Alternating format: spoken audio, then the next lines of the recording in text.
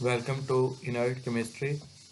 In today's video, we are discussing about the ethyl alcohol production. Ethyl alcohol it is produced by fermentation process at industrial level. It is having very significant uses in daily life, like it is commonly used in human consumption. It also used as fuel. It is used in cosmetics as an anti-freezing agent, and it is also used in research lab. The fermentive productions they enhanced by increase in quantity of raw material and increase in size of inoculum. If you want to get large amount of ethanol, then you'll have to use large amount of raw material and similarly large size of inoculum. What is the biochemical process that occurs during this mechanism? The formation of ethyl alcohol by the fermentation. It is also this process is also called alcoholic fermentation. And what happens in this process? The overall chemical formula or the overall chemical equation for alcoholic fermentation is given here. This alcohol is actually formed from sugars. Here you see that this is your sugar molecule, and it is fermented, and the result of fermentation is the formation of ethyl alcohol and carbon dioxide. There are various steps involved in the ethanol production. The first is selection of microorganism, selection of raw material, preparation of fermentation medium, preparation of inoculum, fermentation process, and recovery process. Selection of microorganism. It is the first step during the fermentation of ethanol. Actually, most commonly, two types of yeasts are commonly used in the fermentation of ethanol. One of these act as a top fermenter, and the second one act as a bottom fermenter. The top fermenter species is Saccharomyces cerevisiae, while bottom fermenter it is Saccharomyces clasperginus. You know, a fermenter it is actually a special type of container in which your process of fermentation is carried out. So one of these yeast it act on the top while the other act at the bottom. The most common are are those species that I described in the previous slide. But according to the nature of the raw material you used, there are different species and different kinds of other microorganisms are also used. In the beside the yeast, some bacteria are also commonly used for the process of fermentation. Selection of raw material. Three different kinds of raw materials are commonly used. The first one is starchy raw material. It includes your potato starch, corn starch, etc. Cellulosic raw material like waste sulfate liquor. This is you know that it is actually obtained from the paper industry as a waste product of your paper industry. And similarly saccharic raw material is also used. Saccharic raw material it includes uh, sugars, or you can say that monosaccharides etc, means simple sugar. Preparation of fermentation medium.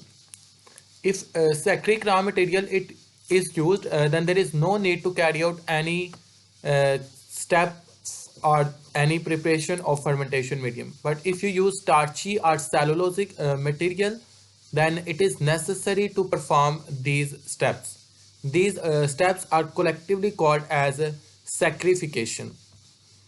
The starchy or the cellulosic raw material that contains polysaccharides, they are first converted to simple sugars or monosaccharides, either by means of biological or chemical agents. What is the reason for doing this? This saccharification or scarification process It is done so that less time is consumed in the fermentation or in the next steps. These slides are not for not need to remember. These are only for understanding process. Here we learned something about starter culture or inoculum. This is also called inoculum or inocula or starting culture. Uh, this is actually microbiological culture that actually performs your fermentation process. It is also called as seed line culture or seed culture.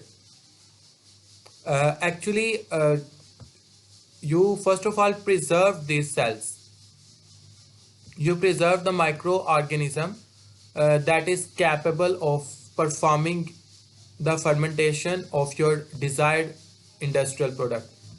If you here suppose that this is your seed culture, it is actually preserved cells of that particular microorganism that are capable of forming your desired product. If you want to use this microorganism at industrial scale, you know that at industrial scale there are large fermenters are used. So these microorganisms are in very small quantity. So first of all, you will have to expand this culture.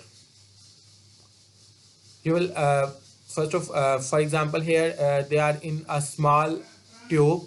First of all, you will have to inoculate in a petri dish, then in a flask, in a small conical flask, and then you will expand this culture to a small fermenter, and then you carry out towards your large fermenter that is having uh, volume in thousand liters. So this is very important. Here you understand this concept that he says that it is very important to produce large size of your inoculum or of your microorganisms that perform your fermentation process. For example, if you for this process you will have to take 10 milliliter of starter culture and first of all inoculate in it in 100 ml. Then after incubation, this 100 ml sterile medium is then inoculated into 10 to 40 liters. Then this 10 to 40 liters is further inoculated into 10 to 40 gallons of sterile basal medium and then incubated further so that you will get a large size of your uh, inoculum. This is your fermentation process. Fermenter is filled up to 3/4 portion only. Not you will not have to fill all the fermenter. There are here certain conditions are given. Fermentation medium, it is sterilized by pasteurization at 147 degree Fahrenheit. Cooling jackets are used to cool your medium. Inoculum was added into your fermenter. The temperature of medium should be kept in between 28 to 30 degrees centigrade. Nitrogen source is added like ammonium sulfate. pH of the medium, it should be between 4.8 to 5.0. And the process, it takes 70 hours of producing ethanol. Once the ethanol is produced, it then the second process that is done is the recovery of your ethanol. The recovery is either done by analyzer or by the rectifier process. For example, in case of analyzer, you will have to take steam. This is actually your container that contains your prepared ethanol, or you can say this is your fermenter. So first of all, you will have to pass steam in it. You know that ethanol, it is having the ability to evaporate, so it is changes into vapors, and later on you will have to collect these vapors in a separate flask, and water vapors, they are separated from this ethanol because of reason that both these are having different polarity. Both this water and ethanol are having different polarity. Water is polar Recovery. Here, something more about your recovery process. There are various byproducts are formed. The most important byproduct is carbon dioxide. Thanks for watching this video. We will soon come with another topic.